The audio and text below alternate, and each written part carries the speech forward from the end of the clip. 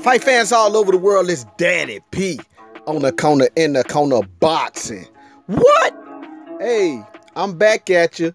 And listen, with a hot topic, talking about Terence Crawford. For some reason, he's been a real hot topic here lately. I hear a lot of the bigger channels, I got to shout them out. CJ Goodfella, the Boxing Clinic and more. In the past, I have heard Fannon International Boxing Channel, speak on, Crawford and his situation with Bob Arum. Also, Mr. Fred of Barbershop Conversation. Hey, shout out to all of those guys. And hey, look, to me, I'm going to tell you, I'm from the old school, man. I give props where props are due. And if somebody been at a level higher than yours before you've been there, it's kind of like, hey, paying homage to the OGs. And so, hey, yeah, I'm shouting them guys out and I'm giving respect where respect is due. And all of these guys have a real good perspective when it comes to Terence Crawford. And, he's in a peculiar situation. And not really peculiar because other people before him have been in the situation, but it's just a different day and time. Now, he is with Top Rank, that's Bob Arum, and being a young minority and a guy who is, hey, man, very talented, and he looks to have a bright future. Like I say, it's guys before him that's came through, namely Oscar De La Hoya. Now, Oscar De La Hoya himself was the golden boy. He was a Latin American who had a lot of charisma. Fan-friendly fight style. And he just was like his name, the golden boy. And in the era he came up in, he fought a lot of names. And, he lost some fights, but he won some fights that people at times when certain people say he couldn't win them. And, he just was, like I say, he had charisma, man. And he was able to get out from under Bob Arum and Top Rank. And he has become a boxing mogul. His brand, Golden Boy, I would say promotion company, but Golden Boy is a globalized brand that in this boxing industry is like, wow, has done wonders. And he did it coming from under, at the time, it was probably, you could say, the biggest promotion company in the game, or one of the biggest. And at the time, probably had the most influence. You know what I'm saying? Top Rank with Bob Arum. Same thing with Floyd Mayweather. Floyd Mayweather bought out of his contract. A young African American who was very talented, who did have charisma and style. And at the time, some people liked it, some people didn't, like his image. Either way, you cannot deny Floyd Mayweather's, his brilliance inside and outside of the ring. And, at the time when he bought out of his contract, people thought that he was crazy, that he really had lost his mind. But he aligned himself with none other than the Golden Boy himself, to be like a go-between for his promotions. And he also fought the Golden Boy and won, which really did some things for him, and which he capitalized on at every turn. And hey, look what Floyd Mayweather is today. He is the single most, influential figure in boxing, even today. Floyd Mayweather has, not just in the boxing world, he's been the highest paid athlete. No question, the highest paid boxer several times over. And more than 1 year, the highest paid athlete. And then I believe it was just this past year, he was the highest paid celebrity. So Floyd Mayweather, he came out from under Bob Arum and Top Rank at a time when people said, you are crazy, you need to just sit down somewhere and stick with Top Rank. But no, Floyd Mayweather, he had a vision, and hey, he followed it. And I'm gonna tell you the truth, he probably outshined his own wildest dream. this young man has done very well for himself. And you know, more recently, Mikey Garcia.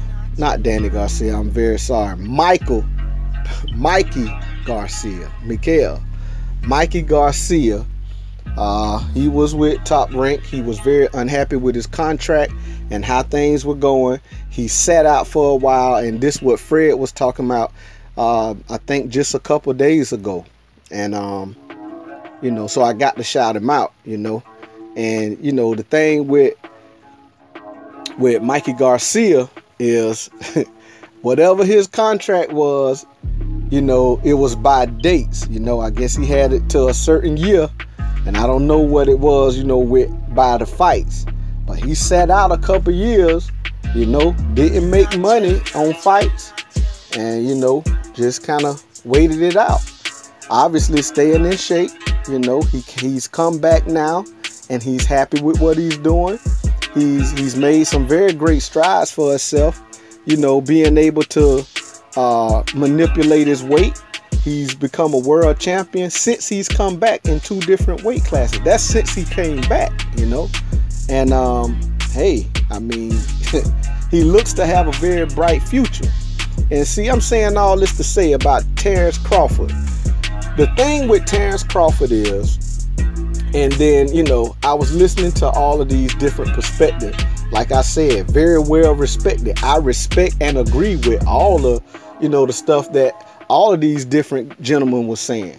You know, CJ Goodfella, Fred, Mr. Fred, and also Mr. Fannon. You know, I agree with a lot of the stuff they were saying, just really all of it. But, you know, I was just looking, and I had to put myself in Terence Crawford's shoes and kind of, you know, imagine, you know, how it is in his shoes and from the perspective of his handlers. Now, if he's making the most money he has ever made in his life, and somebody that I know knows good friends of his. I'm just not saying somebody I know is a good friend of his, but somebody I know is a friend of his. Somebody that, you know, played basketball with him, and you know, because you know he liked to play basketball and stuff. Terence Crawford, and you know, just telling me a little bit of a few things about him, and you know, how he was overseas, made his money. He was overseas, had his family with him, and you know, he balling out. And I know y'all probably seen some of the pictures, man, after the Ndongo fight. You know, he wearing, you know, Versace and doing his thing, you know, like what he's supposed to do. You know, hey, if it was me, hey, you know what I'm saying? Hey, I understand. So, you know, looking at it from his perspective, he's making more money than he's made in his life. And then, you know, people, I hear people saying somebody need to advise him, you know, otherwise, to get away from Bob Arum. But if you think about it, his handlers and those who advise him, if he's making the money in turn, they are making the money as well. So they see Top Rank and Bob Arum more as a safety net. You know, this is the most money we ever seen in our life. Things are going good. So to them, things are going good at this particular time. And then if you look at it from Bob Arum's standpoint, he's seen what happened with Manny Pacquiao and Floyd Mayweather when they had a crossover fight with the Golden Boy, and it changed their whole careers. So now, if you Bob Arum and you got a young man that you bringing along, and he's bringing Terence Crawford along as a homegrown champion, a lot of those big fights that he's had, he's done it right there in Omaha or right there in Nebraska, you know, in different venues to bring out his home crowd supporters, you know, because that's where they want to build his fan base to start out, you know. And for Bob Arum, hey, look, I got a good thing going, and I'm going to keep it going. So now, if you look at it, I hear a lot of people say, oh, he could have made the Manny Pacquiao fight for Terence Crawford. But why? See, that would be a crossover fight for Terence Crawford. But why would Bob Arum be so quick to give Terence Crawford a crossover fight when he's seen what happened to the careers of Floyd Mayweather and Manny Pacquiao when they had the crossover fight in their era, the Golden Boy? It changed their whole career. Now, the thing with Bob Arum with Manny Pacquiao stayed with Bob Arum. Well, if you know about a little bit about the history of Pacquiao, Bob Arum, and the Golden Boy, Oscar De La Hoya had Manny Pacquiao for a little while. And I don't know what exactly happened with their contract or what type of contract they had, but it was short-lived, and Bob Arum scooped up Manny Pacquiao. Now, I don't know the particulars, but I know that this is something that is, this is valid. You know what I'm saying? And I'm going to tell you, with Bob Arum, he was able to have Manny Pacquiao after he had his crossover fight. And that's Bob Arum and Manny Pacquiao, the same thing. He was making more money than he ever made in his life. He was dirt poor, come from a poor country, that's stricken with poverty. I say that, poverty. And so Manny Pacquiao seeing these millions of dollars and thinking, well, things are going well for me. Not thinking like someone like Floyd Mayweather, to be advised by his, he got uncles that was in the sport. His dad is a very important figure in the sport. His dad was the Golden Boy's trainer at one time. So, listening to people, Floyd Mayweather built a dream, built from a dream and was very successful.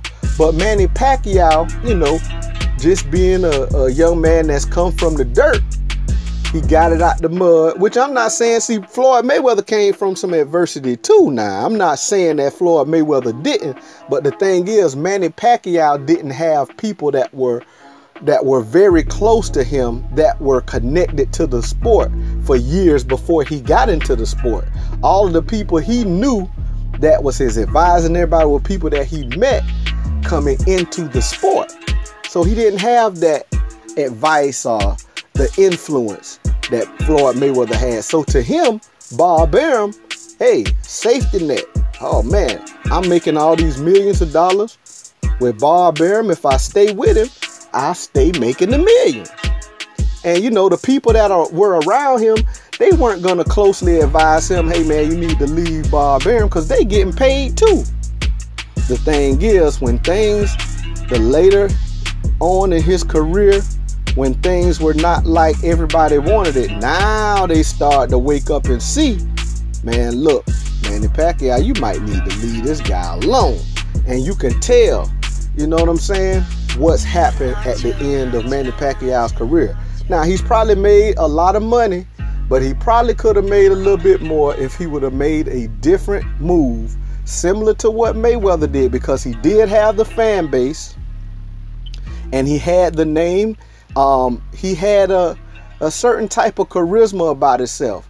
He, being that he learned English a little later on in his career to speak it more and more, he's become more and more fluent in English, but he still, for some reason, has some type of appeal amongst the American fan base. You know what I'm saying? And he was a very charming guy, man, but he had the fan base and the charisma to do something similar to Floyd Mayweather. I believe he didn't have the type of influence. And, Floyd Mayweather just had a vision for himself, and, especially coming out of the Olympics and, having his uncle there with him. His dad had went to prison for a while, so his uncle took over. And, for most of his professional career, his uncle was there with him. You know what I'm saying? Who was a world champion, a former world champion, So, he had a lot of different types of influences, along the way. But Terence Crawford, at this time, look at the things that he's accomplished. And I'm going to tell you, one thing we all can say about Bob Arum, we could talk about how much, you could say he a snake, you could say he this, he that. but he does have a brilliant mind for making someone's career. And you got to say, he helped make the Golden Boy's career. He helped make Mayweather's career from at the beginning. So he did something right. He does something right for the beginning of people's career. And look what he's done. He's threaded the needle with Terence Crawford's career, you know. And a lot of people say, oh, Terence Crawford didn't deserve to be undisputed champion. They criticize how he became the champion. I mean, the division was not stacked like it had been in the past. So, I mean, yeah, it probably was easy. But Bob Arum saw an opportunity and he helped the man attain something that was rare. You know what I'm saying? At this point in boxing.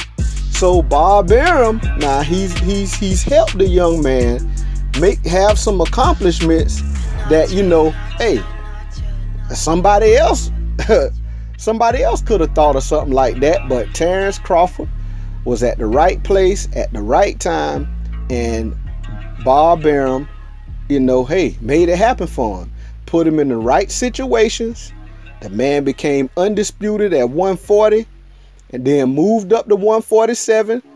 Hey, Bob Arum had somebody there waiting for him, a champion in Jeff Horn. Hey, fight Jeff Horn. And he became the champion at 47. Now, a lot of people say, hey, they padding the book. Whatever happened, like I say, look at it from Terence Crawford's point of view. You making the most money you've ever made in your life. People are calling you pound for pound. You have done things that hadn't been done in a decade or so. You know what I'm saying? Becoming undisputed, holding all 4 belts, which something in recent times, you know, people only talked about and hoped for, you know? So if you look at it from Terence Crawford's point of view, to him, things are going very well. Now, so Bob Arum has been setting up Jose Benavidez. No, he not gonna give him Manny Pacquiao right now. Why? Because if he give him Manny Pacquiao, he knows that people will start talking, because that will be a crossover fight for him. If he beats Manny Pacquiao, that will work wonders for his career. And hey, he can ride off into the sunset, you know, Crawford Entertainment or Crawford Promotions, whatever. You know what I'm saying? And, you know, become the next big thing in boxing. So no, Bob Arum ain't gonna give him Manny Pacquiao right now. Go ahead. Hey, take this guy. He been grooming. Jose Benavidez was a top prospect for a while, you know, and, you know, coming up in the rankings. And, you know, they can paint the picture. And hey, Bob Arum has the ESPN platform, you know, with HBO, with their pay-per-view and, you know, making big fights there. It wasn't happening for them, and now they got this new platform that, hey, they make negotiations easier. They're putting people out on a network. Man, look, he can paint this Jose Benavidez thing up. Give Crawford a nice little bag of money. You know, you still winning. We painting a picture because this was Jose Benavidez was a top prospect. And I'm going to go ahead and say it. I believe Crawford is much more talented. So he going to win. I believe, you know, unless something freakish happen and he run into something, you know, hey, Crawford should win against Jose Benavidez, you know, and that looks like the next fight. So, you know, hey, now Crawford will still be winning. He still will be making money. So like I say, look at it from Crawford's point of view. Now, this is the thing. I do agree that here sooner or later, Terence Crawford is going to have to step out in faith. You know, I don't know what type of vision he has for himself in the sport. But he's going to have to leave that safety net and do what he has to do to be able to get the fights that he wants to get. Because this is probably why this has been a very hot topic, because of the interview he did with, who was that? I think he did one with the Boxing Voice and one with Fight Hype. But you know, it wasn't too long ago. He did an interview, and he was talking about how, oh yeah, y'all talking about the promoters and all this here, Bob Arum not letting these fights happen. They gotta make sense and all that. Listen, with that type of talk, and I'm gonna tell you, I like Terence Crawford a lot. Right now, he's probably the single boxer that I have followed the longest. That's right now a boxer that's a recent boxer that I've been following. I've been following him since, you know, when he fought Gamboa. You know, I done told people the story before, you know, probably on my other channel or earlier in this channel. I ain't gonna keep going over that, but you know, I've been following Crawford for a while now. So right now, amongst the most recent boxers, I haven't had like somebody I say, oh, I'm a fan of this person. I'm more of a fan of the sport right now. You know what I'm saying? I really like the sport of boxing, and I want, you know, the longevity of the sport is really what I really like to see. You know what I'm saying? But Crawford, if you would say I'm a fan of a boxer, I would say Crawford is one that I've been following the longest. Now, I really like Errol Spence as well. Errol Spence. And the reason why is because these guys, to me, are cut from a cloth similar to Hagler, you know what I'm saying, and Sugar Ray Leonard, Hearn, and all them guys, man. The man with the fist of stone, what they call the fabulous foe. These guys were not afraid to fight. They like to fight, and they like to boast about being the best, but they'll get in the ring to prove that. You know what I'm saying? I think both these guys are cut along that cloth. You know what I'm saying? So I really like their lingo. I like what they're doing. And you know, the thing about it, like I say, Crawford sooner or later is gonna have to cut his ties. And I think in the back of his mind he knows that. But like I say, people who advise him, his handlers, everybody, they making more money than they have made ever. You know what I'm saying? His manager, Bomac, you know, they came out the dirt with him. You know what I'm saying? They came up with him. You know what I'm saying? Bomac wasn't, you know, a trainer that's been training like world-class boxers around the world, or you know, in the United States. He came up with Crawford. And, you know, and I'm not trying to belittle Bomac at all. I mean, I'm just saying what it is. You know what I'm saying? Obviously, he know how to do something right. This young man has some skills.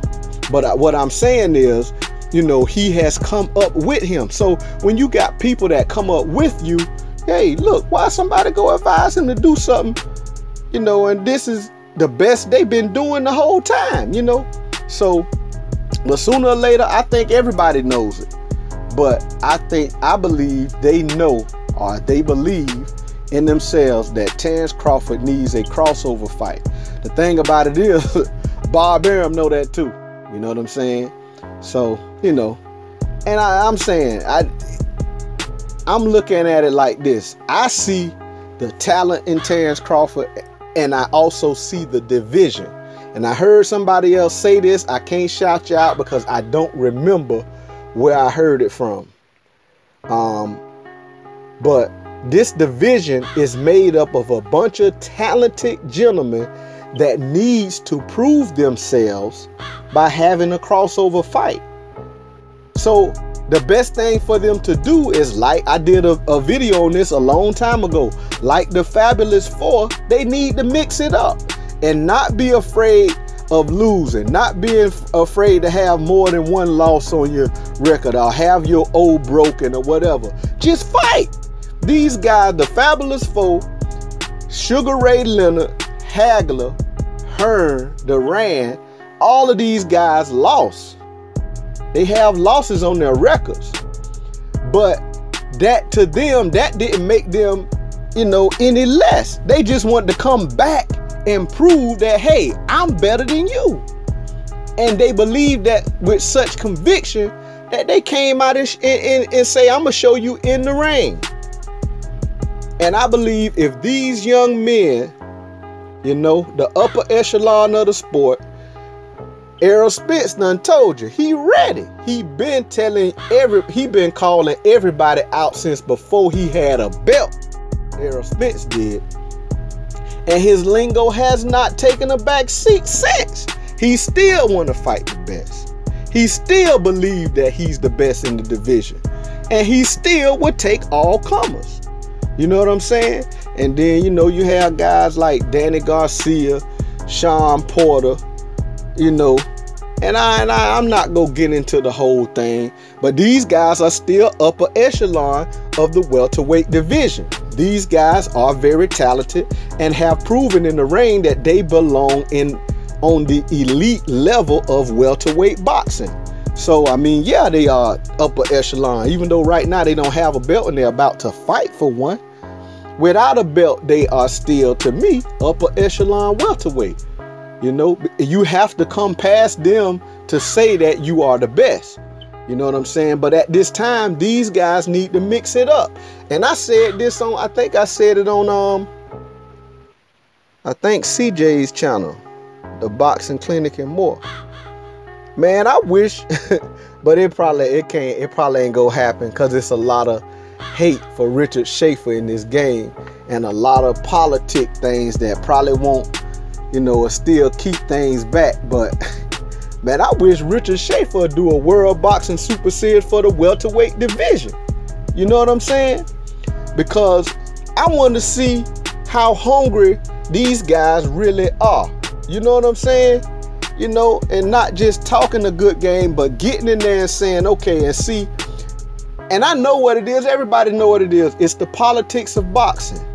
It's things like the promoter, Barbarian, what he does. He gonna maximize, okay, why make a super fight? And you done heard him say, oh yeah, Errol Spence and Terence Crawford, that would be a wonderful fight. Yeah, we'll put it on pay-per-view. That's a pay-per-view. So instead of making the fight and then saying, okay, now we can do part 2 on pay-per-view, no. He'll put Terence Crawford in there with a guy like Jose Benavidez, you know what I'm saying? And probably fight some more people on Top Rank, some names that people don't really care to see, you know, before he'll make a fight with Errol Spence and Terence Crawford. You know what I'm saying? Because why make a fight with Errol Spence and Terence Crawford if you can milk the American dollar? You know what I'm saying? Because people want to see Terence Crawford come back and fight. They want to come back and see, okay, he beat Jeff Horn. Let's see if he really a welterweight. Give him somebody else and see. You know? And hey, that's the thing that Bob Arum is a genius with. He ain't got all of this money, power, and influence in the sport for nothing. He knows some things about the sport. You know? He pays people top dollar to analyze, you know what I'm saying, different types of sales. And it works. You know, it works for him. So why is he gonna stop, you know? But, you know, I said all that, you know, to say this. You know, not saying that I agree with all that stuff. It just is what it is. And, you know, contrary to popular belief, Bob Arum is not the only promoter out here doing this. You know what I'm saying? And then, you know, I ain't got to even speak on Eddie Hearn. You know what I'm saying? You know, I ain't got to speak on, you know, and I'm not trying to belittle no promoter. Hey, these guys, you know, Eddie Hearn, his daddy already, you know, hey, had it set up for him. But, you know, these promotion companies didn't start out and end up where they are for no reason.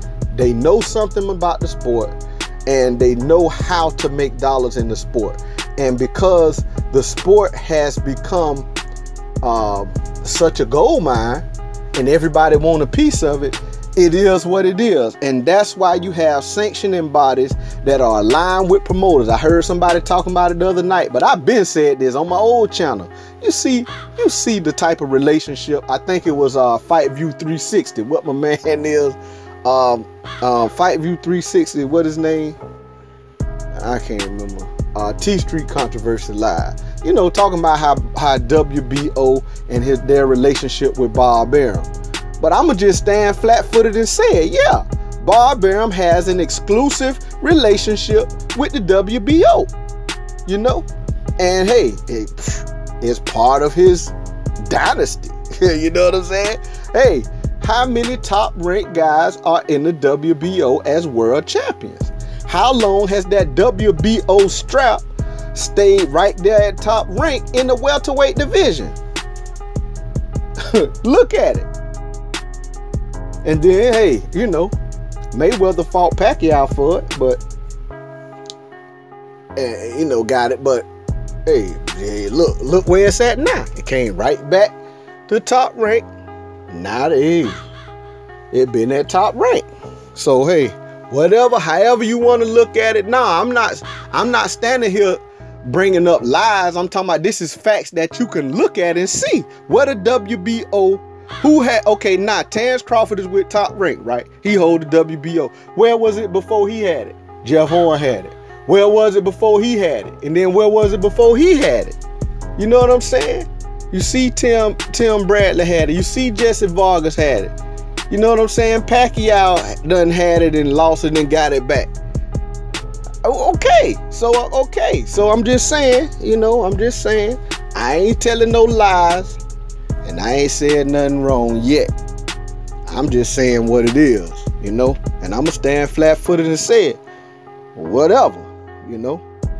But I mean, hey, I'm gonna tell you then, hey, I put myself in the shoes of everybody involved. You know why? Because I gotta tell you, and this was some people, you know, a lot of people criticize people who are in power, but sometimes you gotta ask yourself, what would I do?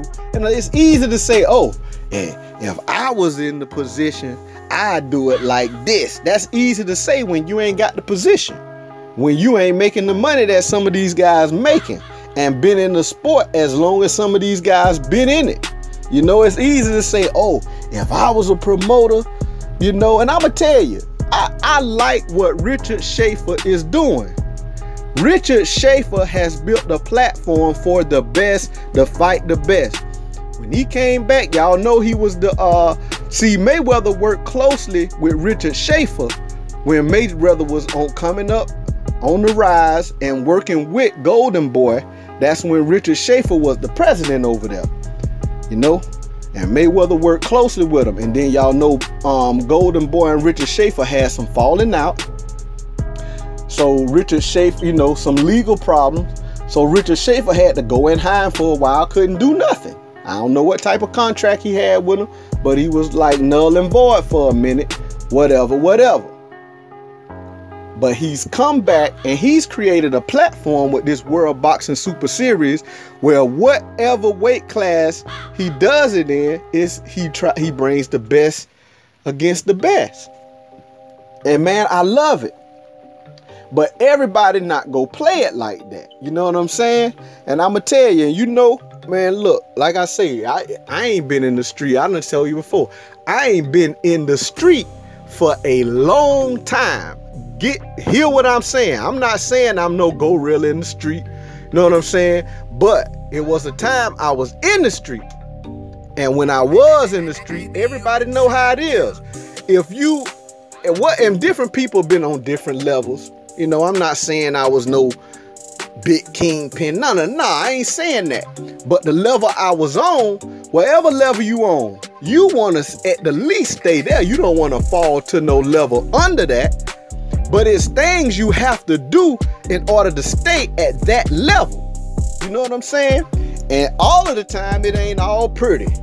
Every decision you make ain't the best for everybody involved. It's the best decision you can make for yourself to either advance or at the least stay on the throne that you at. You know what I'm saying? So that's why I say, I don't judge these people who are in positions of power to say, oh, if I was there, I'd do it like this. Because no, I got to look at myself and say, I done made some decisions before that wasn't all nice and, you know what I'm saying? I wasn't playing fair all the time. You know what I'm saying? So I don't criticize people in power. Now, what I will say as a boxing fan, there are some things that these boxers can do, You know what I'm saying? To make their career better for themselves. And like I say, people have done it. Floyd Mayweather done it. Oscar De La Hoya done it. But you have to be able to step out in faith and not afraid to leave your safety net in order to do stuff like that. And you have to have a vision. You have to know what you want and go after it. I said all this to say to Terence Crawford, you are a very talented boxer. Now, all of these, I'm not going to compare him to Errol Spence because that's not what I'm talking about right now. So a lot of time when you talk about one boxer and you know, you got fanboys of another boxer or fans of another boxer will come and say, oh, well, this person, no, I ain't talking about nobody else right now. I know how talented Errol Spence is, and I know what he's accomplished and what he's capable of accomplishing. I'm talking about Terence Crawford right now. If I've seen people on other pages saying, oh, Terence Crawford is just a hype job. People who say that, you must not know a whole lot about boxing. Now, I'm going to tell you, Terence Crawford is far from being a hype job. Now, he doesn't have the best resume. I'm not saying that. But the young man has some skills that are very unique in the sport right now. You know what I'm saying? It's far and few in between when a guy can start off a fight as an orthodox fighter and end up fighting either as proficient or more proficient in the southpaw stance. You know, you start out orthodox, switch to southpaw, and you looking like you fighting basically better in that stance. And this is the thing about Terence Crawford. When he's standing in the orthodox stance, he throws the left hook well. But when he stands in the southpaw stance, the very opposite, he throws that right hook even better than he throws the left hook at the orthodox stance. He throws that right hook, wow. And then he can come straight. This is something, see, a lot of time when fighters switch to southpaw and their most dominant hand, which usually will be their right hand, you know, they'll use it a lot, but they're not as proficient throwing that hand that's the power hand down the pipe straight. Because you know, when you turn southpaw and you're fighting the orthodox fighter, you can throw that left hand straight down the pipe for some money. You know what I'm saying? Terence Crawford does, he can fight in either stance and throw combination punches either as effective or sometimes more effectively. That's not something that every boxer can do. I'm sorry. That's not something that it's very elite fighters that has come along the way that has switched from orthodox to southpaw or from southpaw to orthodox. But it is far and few in between to see a guy do it as proficiently as Terence Crawford. And now that takes a certain skill that everybody don't got. So when I hear people saying, oh, he a hype job, he just ain't had an opportunity to prove against certain opposition yet. You know what I'm saying? And but it's coming, I believe. And I'm gonna tell you, man, this young man is not a hype job. He is very talented, and I don't care who can beat him. He's still very talented. You know what I'm saying? Like people say, oh, well, Errol Spence. Yeah, Errol Spence, okay, if they fight and say Errol Spence do beat him, that don't mean that the guy ain't talented. You know what I'm saying? So yeah, this young man is very talented. And he also, you know, hey, he just got that mean streak in him. Now that's something too that he shares, him and Errol Spence. When they in that ring, man, it's like a switch that go on, man. Them guys are straight killers. And it's something that really ain't just in the ring. It's something you can tell about them guys that, hey, they just don't play the radio. It don't matter if you catch them on the wrong day and say the wrong thing or do the wrong thing, I guarantee you will see something come out of them. You know what I'm saying? I bet you that. It's not just a switch they turn on and off, but when they are in the ring, they have a certain killer instinct. You know what I'm saying? And that's something that probably was just born, that's in their DNA. You know what I'm saying? It's not something that you can't train for that. That's something that's in them guys' DNA. And that's something about the type of pride they have for this. And that's what that let you know, hey, these guys will fight anybody. You know what I'm saying? But in order for Crawford to get the fights that he want, and really the type of fights he need, I really believe you're going to have to get away from Bob Arum. Because Bob Arum is, yeah, you go make you some money, but you might shortchange yourself in the long run by thinking that, hey, everything is okay. I'm making the most money I've been making in my life. And man, look, if I keep on going right here and all I need is a crossover fight, you're going to keep on and keep on. And once you listen to Bob Arum and all these years pass, like look at Manny Pacquiao, man. Like I say, Manny Pacquiao had the fan base. He had the fan base. He had a base of fans that, man, look, would have followed him anywhere. You know what I'm saying? He could have had MP Promotions rocking. You know what I'm saying? And probably could have had some people in his stable by now so that when he get ready to retire, he still got people coming behind him making him money. But, you know, his thought was Bob Arum and Top Rank was his safety net. He making these millions of dollars he ain't never seen before. He's able to do things for his country, you know, which is stricken with poverty. He able to do these things and help these people, and you know what I'm saying? So to him, everything is good. Not knowing, man, look, if I step out on faith, get away from this safety net, man, look what Floyd Mayweather fought. And I'm going to tell you, I shortchanged it. I'm going to be honest with you. I watch some MMA every now and then. Where I don't really watch it as much anymore, honestly. But I watch some MMA, but I really did not understand, you know, about when Floyd Mayweather fought Conor McGregor. That's when I found out what type of star Conor McGregor was. I'm talking about worldwide. You know what I'm saying? Y'all, this man's a rock star. Everywhere they went doing press conferences, man, these people was like Michael Jackson. I remember when I was a kid, people talk about Michael Jackson. When I was a kid, you go to a Michael Jackson concert, you see white women, black women, Asian women. People was actually fainting. When Michael Jackson come out on the stage, they can't even see Michael Jackson. They in the nosebleed section. When Michael Jackson come out on the stage, they hear his voice, they faint. People fainting. Do you understand what type of magnitude of star that is? Same thing with Conor McGregor. Conor McGregor worldwide, when you see they was going to these different places, Conor McGregor had people in the stands that was fainting, that was crying and all this here when he come out on the stage and go to acting the fool.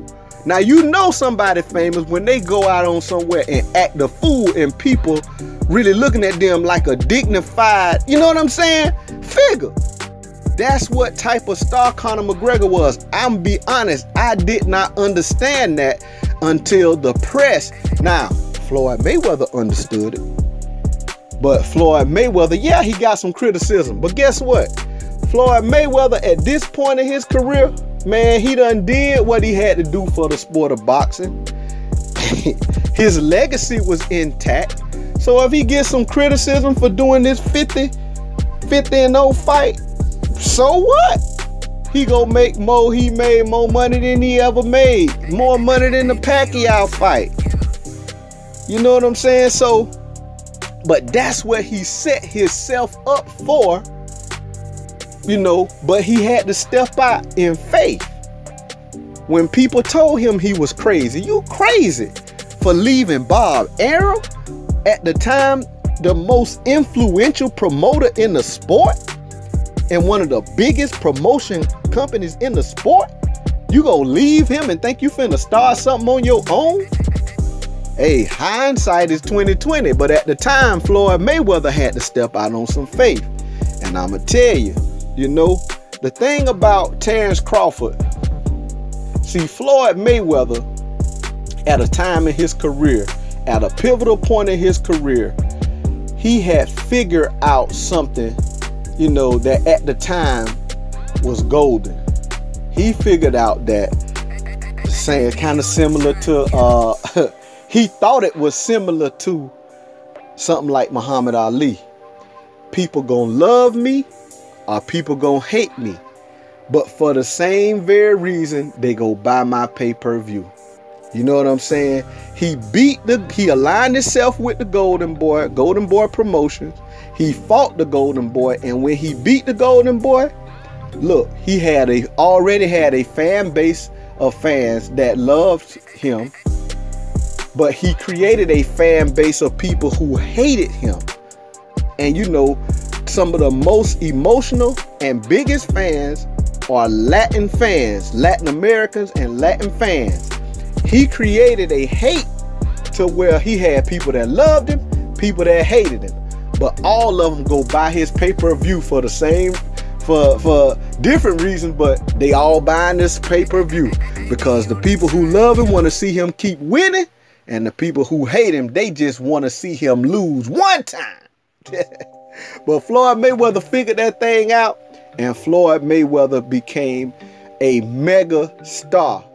Not just in boxing, he has transcended the sport of boxing, where he able to do something with an MMA guy. And even entice the guy to come out of his comfort zone and come in the square circle. How he did that, I don't know. But hey, it was a win-win situation. Both of these guys made, wow, mega bucks, mega dollars. You know. But anyway, man, I don't want to keep on and on beating the dead horse. But man, look, Floyd Mayweather did that thing, man, as a minority, you know. And Terence Crawford, man, now he does not, at this point in his career, have the same type of style, swag, or charisma that Floyd Mayweather had. You know what I'm saying? But hey, look, it ain't too late. He's still in the sport of boxing. He just got to find his niche. You know what I'm saying? He just got to find his niche. You know? And when he does, hey man, go for it, man. Hey, look, go for it. Hey, shoot for the moon. You know what I'm saying? And you can only fall amongst the stars. Even if you don't make it to the moon, you fall amongst the stars. You know? So hey man, big up to Terence Crawford, man. His career is going well so far, but I think it's great things in the making. I just want to see this welterweight division mix it up. Don't be afraid to lose, you know. Now I'm gonna tell you, the biggest fight that never happened to me, well, one of the biggest fights that never happened to me was Leonard Hagler #2. You know, Hagler was disgusted. He wasn't, you know, privy to the decision, and you know, the #2 never happened. But hey, look at Muhammad Ali, Joe Frazier, some of the biggest figures in the sport at the time. People wanted to see that fight, and Joe Frazier won the first one, but Muhammad Ali came back and won. Now they did it again, then they turned around and did it a third. But listen, that's how them guys made their money. And see, back in them days, the best had to fight the best in order to make the big bucks. See, they couldn't, it ain't like it is today. These guys can fight lower competition and still make the money they want to make, you know? And that's why they do it, honestly. But man, these guys had, in order to make the big bucks, the promoters had to put the best in against the best. Nobody ain't gonna get paid, you know? So they had to. But I like to see that in the welterweight division. We got so much talent, man. Then we got upcoming talent. You know what I'm saying? But man, these guys just got to mix it up and not be afraid to lose. You lose, come back and do the rematch. And then, hey, if you beat the guy, be man enough to say, okay, I'll fight you again. That's how you go make your money. I'm going to tell you a decent example. People might not think it's a good example. But Marcos Maidana, man, he came and fought Mayweather. He got Mayweather to agree to another fight, fought him again, ain't come back and fight no more. Why? He done made his money. Now, I don't agree with that. I think he should have kept fighting, but why fight if you done made more money than you done made in your life? He went back down to Argentina, which, hey, they cost of living is real low. He living like a fat rat, like the emperor down there. Hey, he ain't thinking about getting in no square circle. He might come up here and watch some people fight. That man say he living like the emperor of Argentina. But he came back and did it again. You know what I'm saying? Rematch. Yeah. Man, these guys, man. Errol Spence, Terence Crawford, Danny Garcia, Sean Porter. Man, look. They can be the new age 4 horsemen. You know what I'm saying? Well, hey, that's 5. But I'm saying, these guys can put on a show. I mean, Keith Thurman will make number 5. Keith Thurman, I don't know what he doing. I don't know what the WBA doing by letting him continue to be the super champion. But if he come back, yeah, you know, they can be the new age 5 horsemen. Fabulous 5. You know? But they have to fight. They got to mix it up. They got to fight each other. And fight all. See, them 4 guys, Hagler, Hearn, Duran, and Leonard, they all fought each other interchangeably. All of them done fought each other at any given time. Hagler done fought Hearn. Hearn done fought Duran. Duran done fought Leonard. Leonard done fought. Know what I'm saying? All of them fought each other at any given time. If we saw that today in the welterweight division, think about what type of superstars would be produced. These guys could cement their legacy in time. It don't matter if you lose. It don't matter if Sean Porter lose to Danny Garcia. He can come back and fight another top welterweight. And he might beat him. Because I'm going to tell you this, Sean Porter, to me, match up well against any welterweight. He might not be as pure a boxer as some of the other welterweights, but he'll give him a hell of a fight, and some of them fights he'll win. You know, hey, whether you like how I look or not, he'll win some of these fights. Same thing, Danny Garcia. You know, if he lose, say he do lose, like I say, Sean Porter match up well against anybody. So what? Danny Garcia lose, he come back, fight another guy, because guess what? Styles make fights. You know? Man, look, these guys can do some things in the division. But see, it'll be easier for Errol Spence, Danny Garcia, Sean Porter, Keith Thurman, all of them over. The lion's share of those guys are right there at PBC. You know what I'm saying? Terence Crawford over here, he the lone one. He over here, top ranked. It will be harder for him, but in order for him to get these fights, he might have to get out of there. That's my whole thing, man. But whatever you got to do, man, I wish Terence Crawford the best. I wish all them guys the best, man. I ain't got no hate, no shade. Like I say, I'm for the longevity of the sport. I want to see somebody in these divisions, you know, okay, Terence Crawford did it at 140. Division wasn't real strong when he did it. But I want to see if he could do it at welterweight. Or if Errol Spence can do it at welterweight. You know what I'm saying? Or somebody at 154, they do it. Man, that's what I like to see, the longevity of the sport. It ain't just one person like I'm a fanboy. Oh, yeah, Terence Crawford, he'll beat everybody. No, I'm a fan of the sport of boxing. And hey, he might beat everybody, but I'm not trying to put him on a pedestal where, hey, he go do this, do that. No, I'm not a fanboy. I'm a fan of the sport of boxing. Now, I am a fan of Terence Crawford, like I say, yeah. But man, look, this division has so much talent. Styles make fights. I just want to see the fights. I want to see the fights. No, I ain't talking like no Anthony Joshua. Oh, like I'm going to be a fan that just, oh yeah, whatever Eddie Hearn say, no, he ain't ducking nobody. He go fight. No, I want to see the best fights. I want to see Anthony Joshua and Deontay Wilder come together, make sensible negotiations outside of the media, and get the fight done. I'm a fan of the sport. And if Joshua win or Wilder win, whatever, I want to see not only the lineal champion and a undisputed champion in the heavyweight division. I'm a fan of the sport. And yeah, I'm going to go with the American team. I'm going to go with the home team. I'll be rooting for Wilder. That don't mean I don't like Joshua. For what?